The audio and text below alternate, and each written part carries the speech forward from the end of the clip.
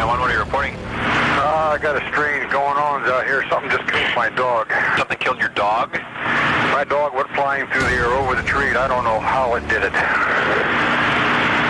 Okay.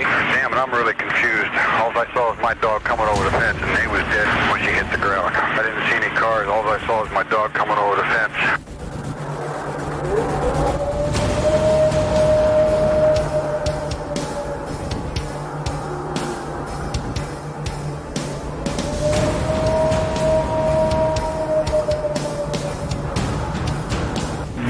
What are you reporting? We got someone or something crawling around out here.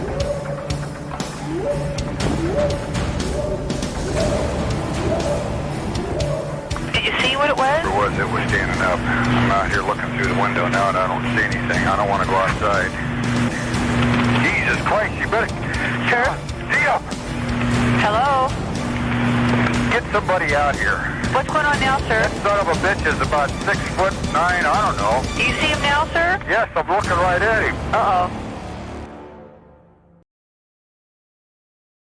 All right, folks, I want to welcome our guest to the show. It is Brandon from Squatch Nut. Welcome to the show, Brandon. Yeah, thanks, Brandon. Pleasure to be here.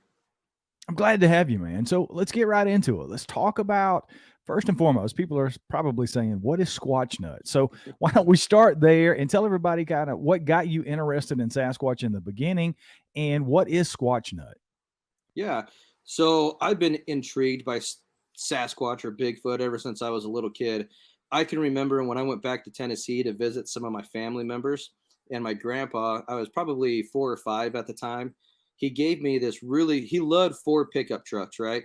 So he got this really cool Ford little toy pickup truck that was lifted, big tires and rims, and on the side said Bigfoot. And ever since then, man, I've just been so intrigued and so curious to figure out, like, is this guy really real? And what's going on with that? And then ever since, I mean, Squatch Nut was a gamer tag that I had in high school. So I guess you can say I'm nuts about Sasquatch, right? I like watching all the TV shows. I remember watching a whole bunch of TV shows about Bigfoot, like on Animal Channel, History Channel, you name it, right? Nat Geo. And so it's been something that I've been wanting to do for 16 years. And I was laid off from a job, and my buddy called me. He was laid off from his job. And he was just telling me, hey, keep your head up. You're going to be all right.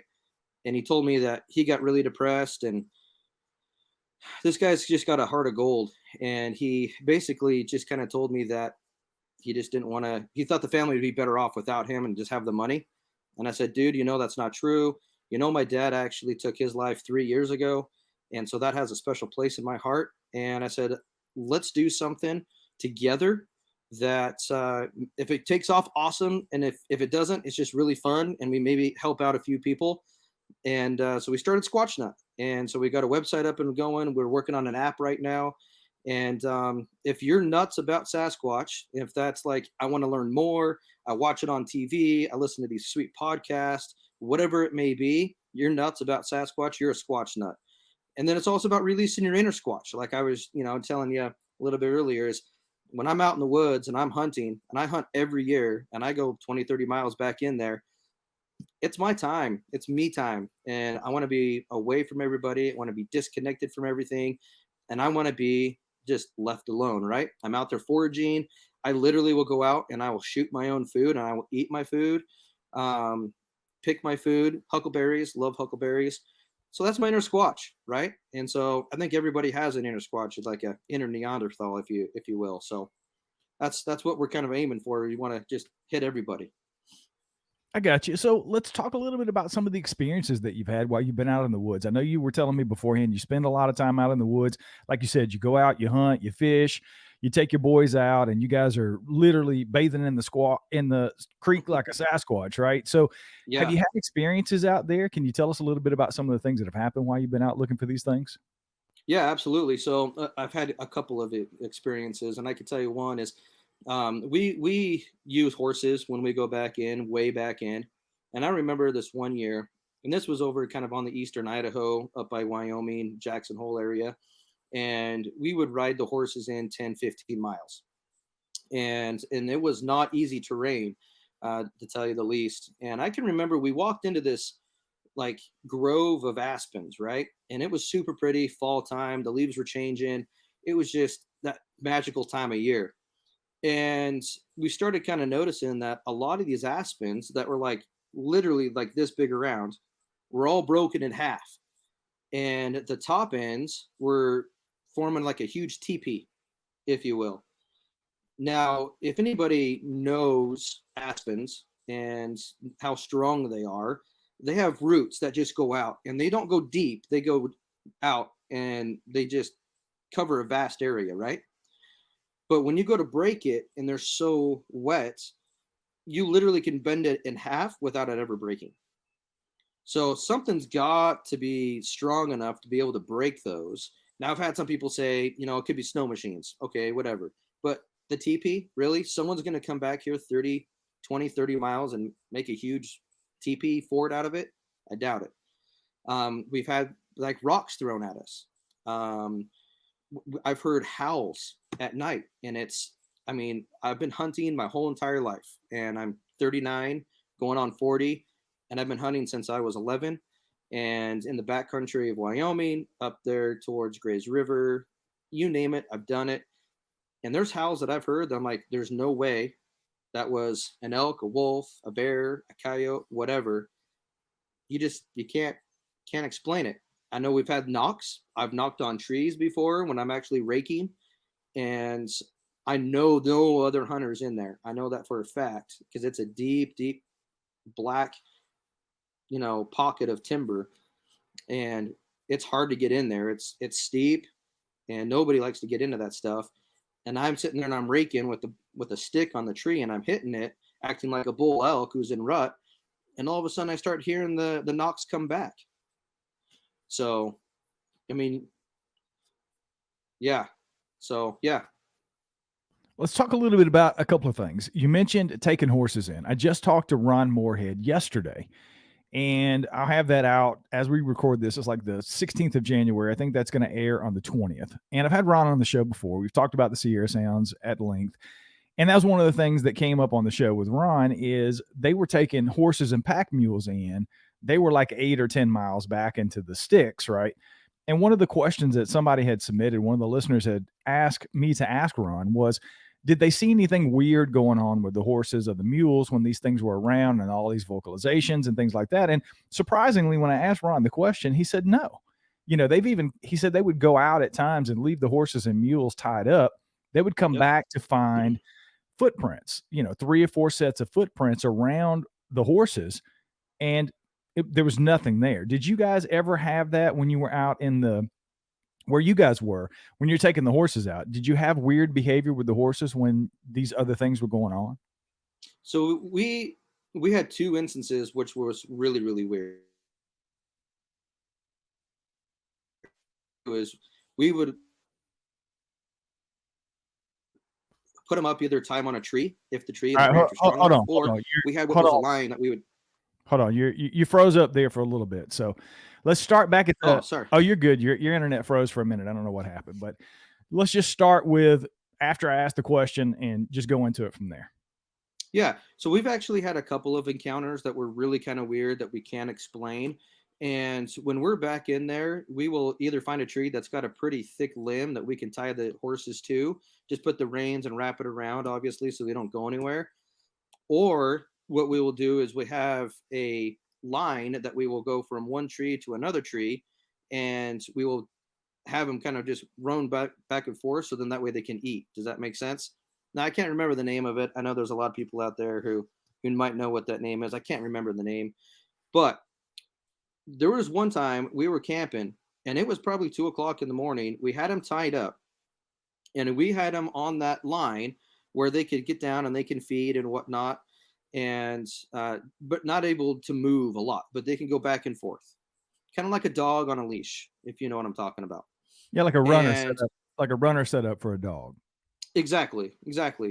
And all of a sudden, it was like 2:30 in the morning. They started just kind of, something did not go right, and something startled them, and they started to freak out, so much so that the stuff that we had them tied to, like we tested it and it was super strong.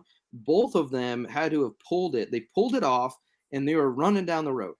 Something scared them. I don't know what it was, but when we at the moment we didn't know what it was, right? So like if it was a bear or if it was like a moose, whatever it may have been, we just need to get the horses back. So we literally were, sitting there in our underwear and we just threw on what we could and ran down and got them.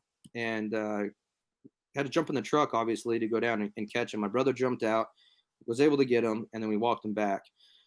But when we got back to camp, something was really off. They were still on edge. And horses, if they smell something or if they hear something, they have a sixth sense that we don't have, and they can read you, they can read what's going on.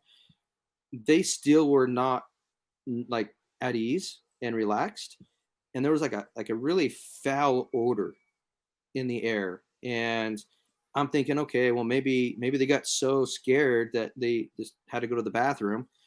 But that wasn't the case. It smelled like, how can I explain it? It smelled like just like a must, like a wet must, and just a stinky, I don't know how to really explain it, but it definitely was something that we haven't really experienced before.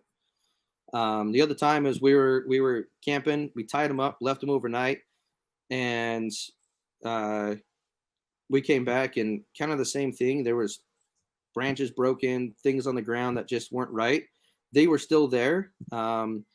But we thought that maybe there was another hunter or if there was another person that was up there and they were just checking out the horses because we had a lot of stuff that was on them, like tents and whatnot. But everything was still on the horses. Nothing was stolen.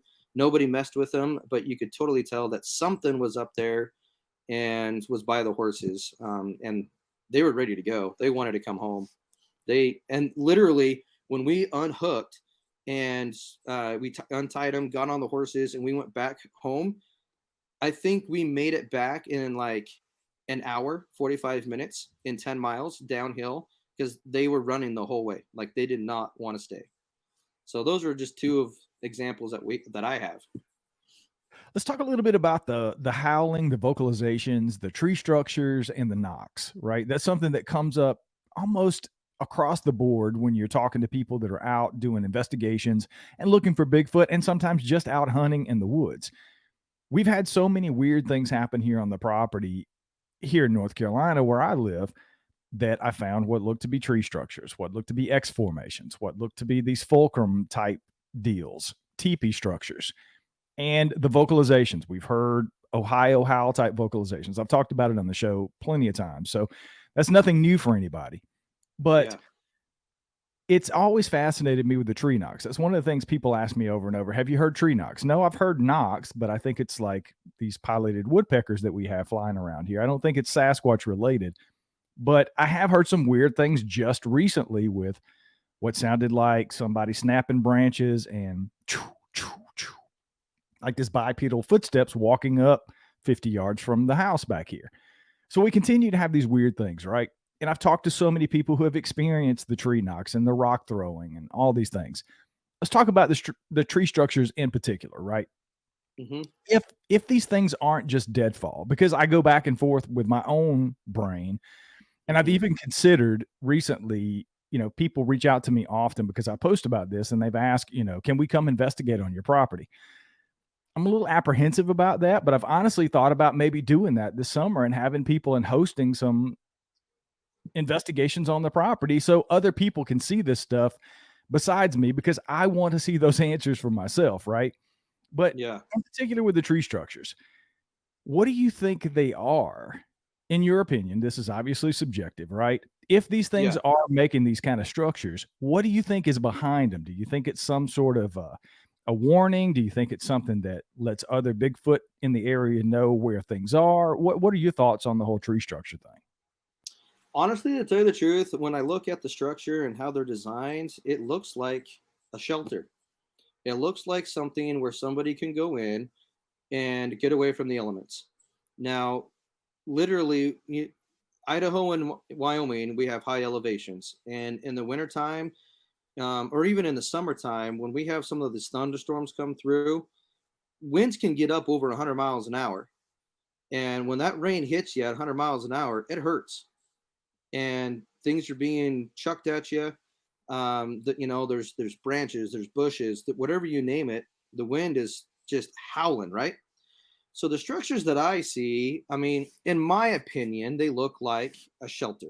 They look like something where somebody can go in, get away from the elements, and then be able to get back out.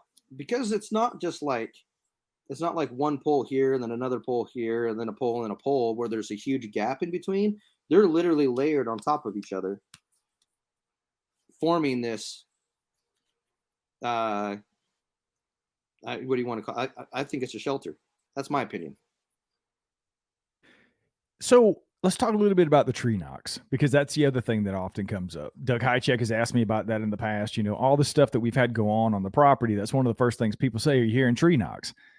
I just don't know what to make of those. But you have been out and heard these things. And as you said, there's nobody else around. There's no reason for anything else. Nothing else in the woods outside of a woodpecker that I know makes any kind of a noise that could even be remotely misconstrued as a tree knock. So what did you get the feeling was going on when you were hearing these tree knocks? Did you think this was something possibly Sasquatch related? These things are trying to communicate. What do you make of the tree knocks?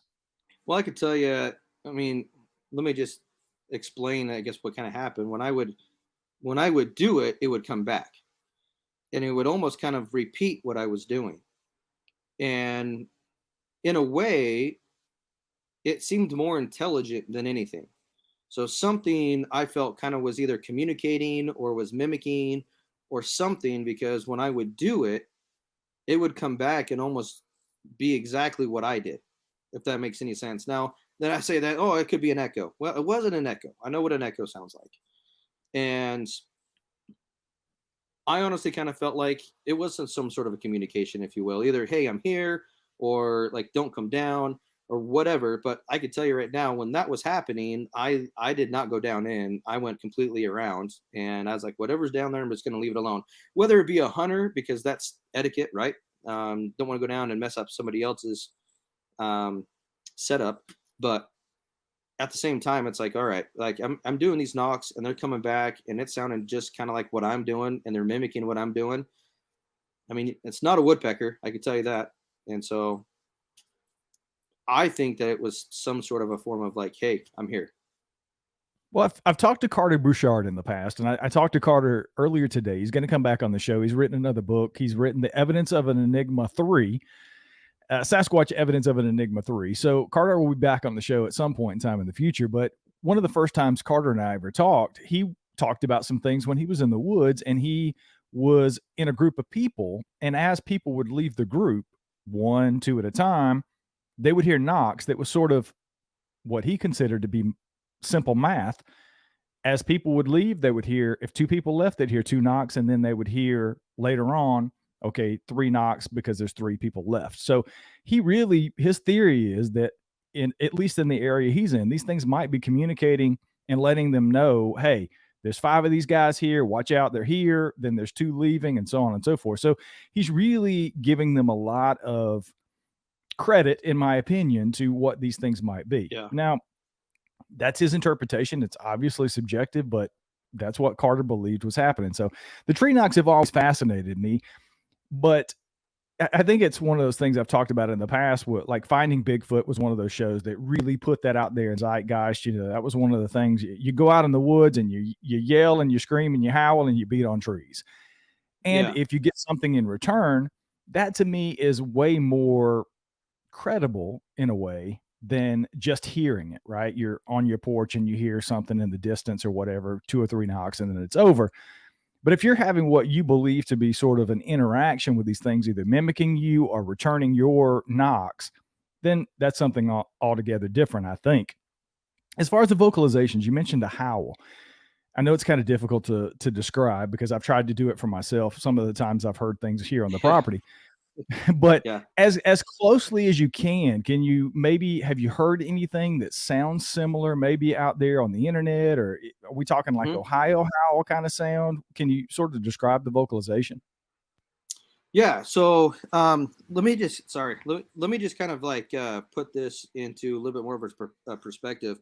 we were on top of a mountain, and this was up on the Wyoming Idaho border by Jackson Hole. Okay, so this is where we were up on top, and we were literally camping on top of a peak, right? This is where we had a trail camera, and I totally forgot to mention this until you actually started talking about this, and I'm starting to relay like all of the sounds and like what the house sounded like and where it came from. But we had a trail camera that was 7 feet tall, facing down into a water hole, where we literally had a hairy hand on the camera. And this camera was 7 feet tall. Now, there are huge elk out there that if their beams are big enough and they're raking that tree, you can have it hit the tip of it. But it was literally a hand, and we had a picture of it. My brother has it somewhere. But up there where we were, it was completely open, and at night you could hear the wind. It was coming up and over a saddle, and we were kind of tucked underneath that. Now, this was probably 11:30 midnight, and the elk were going crazy. It was a full moon, so at that time the elk were just out rutting, and it's tough for a hunter when it's a full moon, because that's when they're going to do all their rutting, right? And during the day they sleep. So we're just sitting there, and it's pretty awesome. I mean, we've got elk all the way around us, just bugling and cow calling and going off and doing their thing. And then all of a sudden it just went real quiet. And me and my brother, we just kind of looked at each other, and we're just like, what the heck? Like they just all went quiet. And the howl that we heard, it was kind of like, oh man, it was like a deep, like man, like howl that almost kind of went to a higher pitch, but didn't. It just kind of went from deep to kind of like mid, and everything just went quiet. I don't know how to really explain it other than that. I mean, I can't do it. I could try to do it, but there's just no way that I can mimic that at all. And so it was definitely something that we've never heard. And I remember grabbing my pistol. I always have a firearm on me just in case, because we're in grizzly country. And I remember grabbing my pistol, and I slept with it under my pillow. I had no idea what it was, if it was going to come over to us, but it was definitely not a howl like I've ever heard before. I can definitely relate, man. And I've told the story plenty of times on the show about what I heard was like a bark on the end of this thing, which was very interesting to me. You know, most people say, oh, well, it was a coyote. It was a coyote howling, and then it was barking. That's not what it was. I know what a coyote sounds like, and that it was definitely not a coyote. But I've had people reach out to me in the past after hearing me talk about it on the show and say, you know, they'll send me links to like baboons barking and stuff in the wild.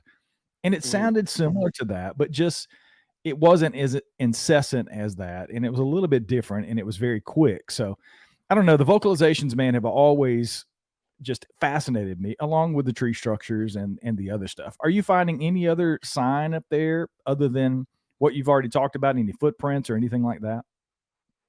I do remember coming across a carcass at the very bottom of one of these ravines that we were hunting. And like I said, this is one of those deep, deep pockets. And it was me and my boy, and we were walking up and down this little creek area. The creek, the water would come out of the side of the mountain, and it would go down, and then there was pools of water which turned into wallows, or just areas where they could go and actually get their water during the day. But I remember we got down at the very bottom, because we were following this all the way down, and we came across this carcass. Now, if it was archery, then you probably could see an arrow if there was an arrow around, unless the hunter grabbed the arrow. But just the way like everything was whole, right? Like when I shoot an elk and when I harvest an elk, I'm quartering that animal out, where I'm taking the hind end, the shoulders, the legs, and everything. So there's only what's left is just like the body, right? This had everything. The legs were still there, like everything was still intact. And there was no, like a bear or a wolf, you could tell, like the wolf will go for the innards, right? And bring out the innards first. And they will actually tear up the rib cage. And so you can see marks on the rib cage. And there was no marks on the rib cage, no nothing. it was either it died from old age or something happened, but it was right by our water source, which was kind of really weird because um, they will go if they're shot or they're wounded, they will go to water. That's correct. But the way that it was sitting, and it was just different. It was not like I've seen before with hunting in my past, if that makes any sense. It does for sure. I know that you've had other experiences while you've been out in the woods.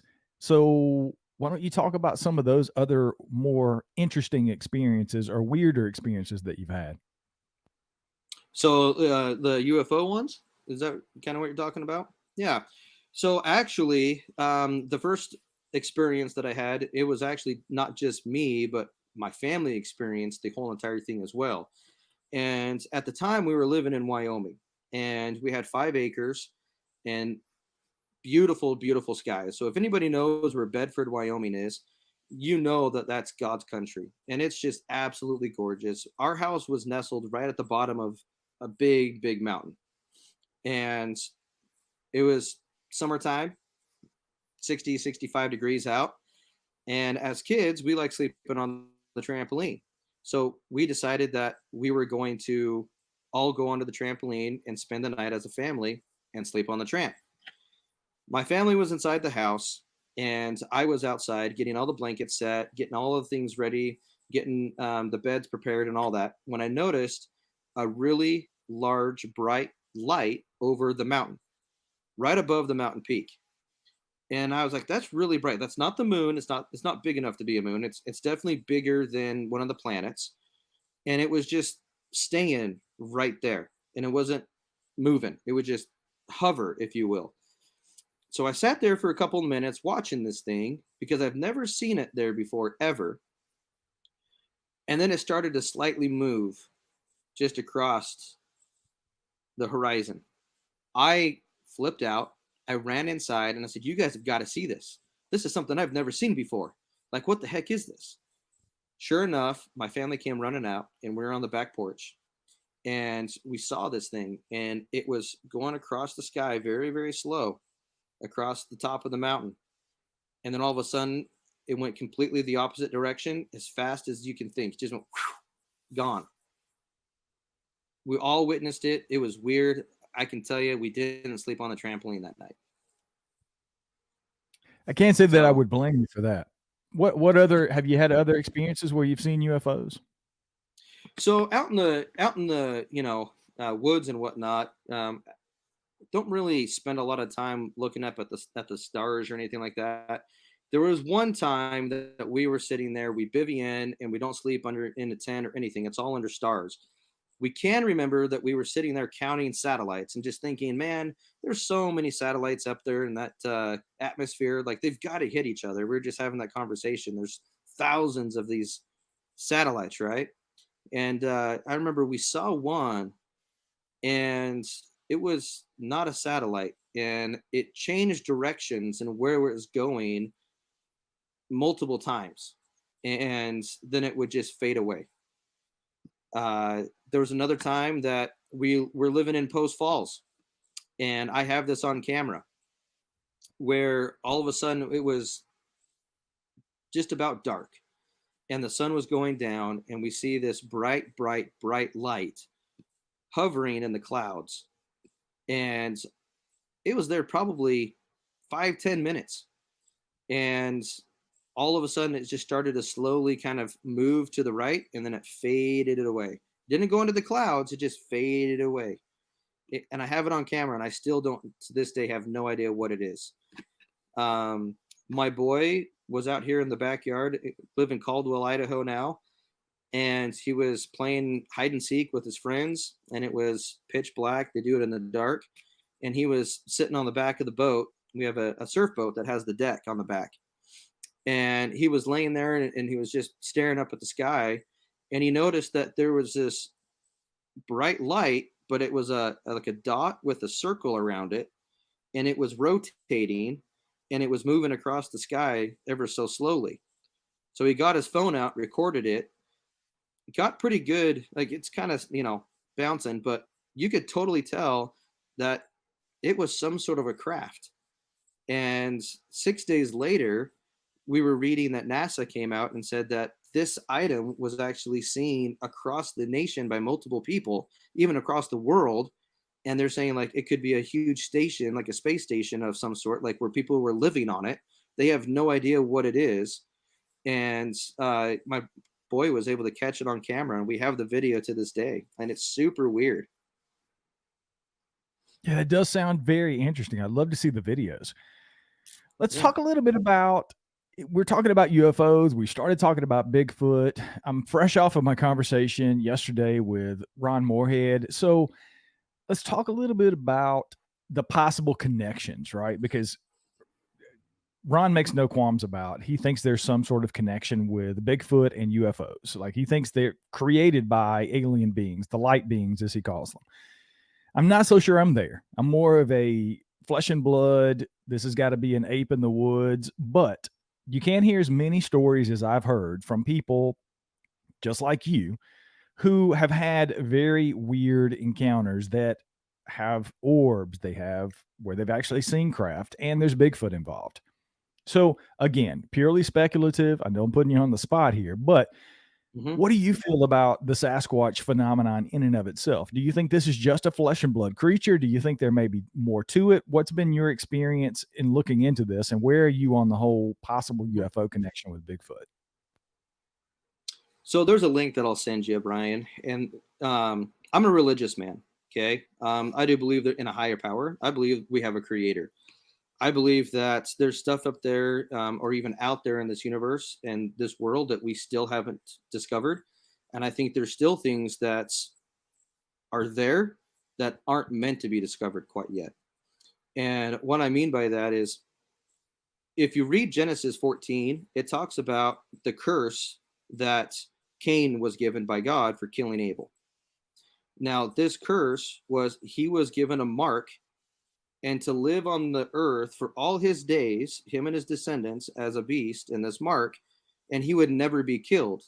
Now, Cain comes back and says, that's not fair, because now you're making me into something that's, number one, you're kicking me out of your presence for all time and eternity. And number two, you're making me into something that somebody or people are wanting to come and hunt and kill. And he says, yes, you will be out of my existence and out of, you will not be able to come back to me ever again. But I will make it so where you can never be killed or never be hunted. But you will have the mark. Now, the mark could be debatable. There's a lot of people out there who are saying, okay, the mark could be this, it could be that. But to me, if it's a creature, if it's something that he was marked to live on the earth for all of his time in eternity, right? And his descendants, why not have it be a Bigfoot, right? That's my belief. That's kind of where I'm coming from. And this is, again, in Genesis 14. I have the link I can send to you if you'd like. I have a really, really weird story for you. I don't know how much time you got, but this was from an ex-stepdad of mine. And I do believe that there is a connection between the Bigfoot and the aliens, or the UFOs, if you will, the extraterrestrials. I believe that this universe is so vast and so big, there's no way that we are the only living species in this universe. I don't think that's possible. There's got to be other worlds out there. There's got to be other life, whether they're gray or green looking kind of Martians, or they look just like us. I believe that they look kind of like what we look like. But I mean, I do have another story for you that I was told that actually kind of links the two. I don't know how much time you have on that, but we got plenty of time. Tell us. So this goes back 2000. Oh, what was this? 2008, 2009, somewhere in there. And this is by my ex stepdad at the time, and he was living in Eastern Idaho. And he said that he took notice of a really pretty girl that had long dark hair, but pale white skin. And thought that was really kind of interesting. That was different, and wanted to get to know her some more. So started kind of hanging out. Asked her to the prom and said, hey, would you like to go to prom with me? She said, sure, come back, come by and pick me up around 7:00.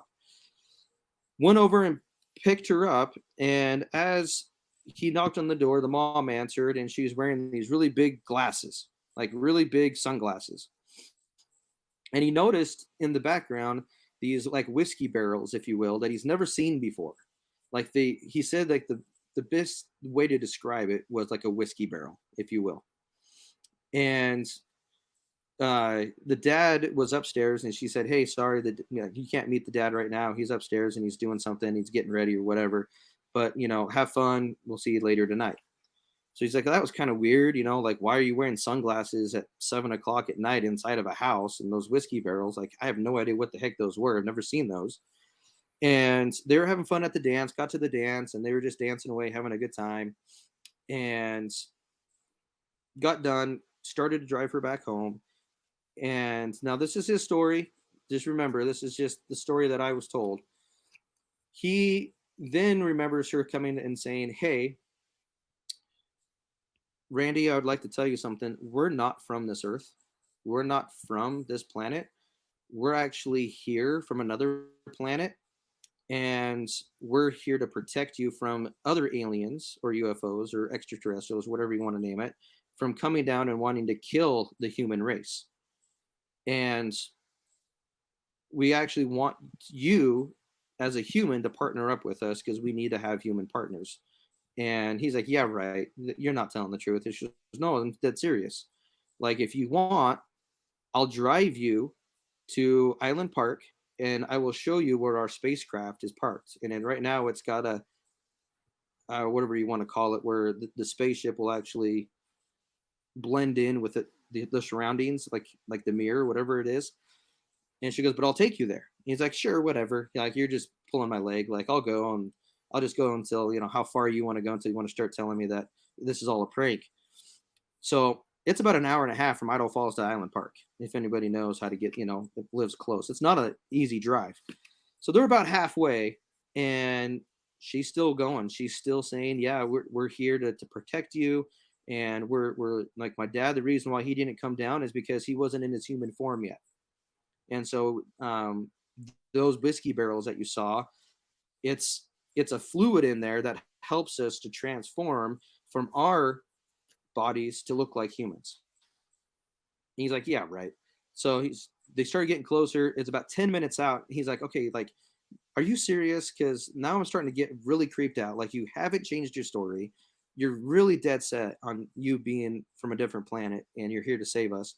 And he's like, I got to go home. I got to take you back. I don't feel good about this." And she's like, "Why? We're right here. Like, we've drove all this way. I'll show you our craft and you'll believe me." He goes, No. Like, I feel like this is weird. Like, you're taking me out to like middle of nowhere. You're going to kill me, whatever. And so they drove all the way home, and she goes, "Okay, well, I just want to let you know that you're not going to see me for a while. I've got to go back to my home planet and we need to report and what's going on here." And he's like, "Whatever, just have a good night. That was a really weird prom date, whatever." And went to school the next day. She wasn't there. And a week went by, 2 weeks went by, 2 months went by, and she was never at school. She finally came back after 2 months of being gone. And he's like, "Where the heck were you? Like, I was really scared. Like, are you okay?" And she goes, "I told you, Randy, we had to go back to our home planet to report what was going on and that we were working with you and we wanted to work with you and help save humanity." So anyway, he goes, "Yeah, whatever." She goes, "No, my dad and my mom want to meet you. It's time that we get you on our side. So can you come to my house and I'm going to introduce you to my mom and my dad?" And he's like, "Sure." So he goes to the house and he meets the family, and the mom was explaining why she had the glasses on is because her eyes were really big and they weren't back to what our eyes look like. So she didn't want to scare him. So she's wearing the sunglasses because her eyes weren't changed yet to ours. And he goes, "Okay, well, let me ask you a question then." And he asked quite a few questions, but the two that really stuck out to me was, number one, is there a God? And they said, "Yes, there is a God, but it's not the God you think it is." And he said, "Okay, well, what about Bigfoot?" Because he had stories about Bigfoot and his encounters of living out in the wilderness, right? In Idaho Falls in eastern Idaho. And they said, "Yes, Bigfoot is real." So I don't know. So I mean that was a really weird story.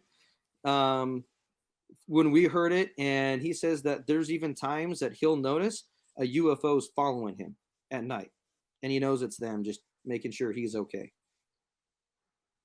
I mean, take it as it is. I don't know, but I think there's some sort of a correlation there. I think that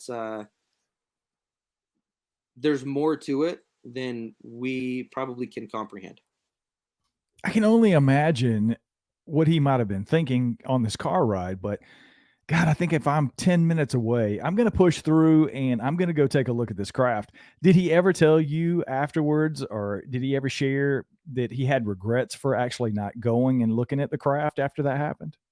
Yeah, he did, because then he started to realize that these people, or these beings, if you will, were not there to hurt him like he thought initially, that they were there to help him and to help save humanity.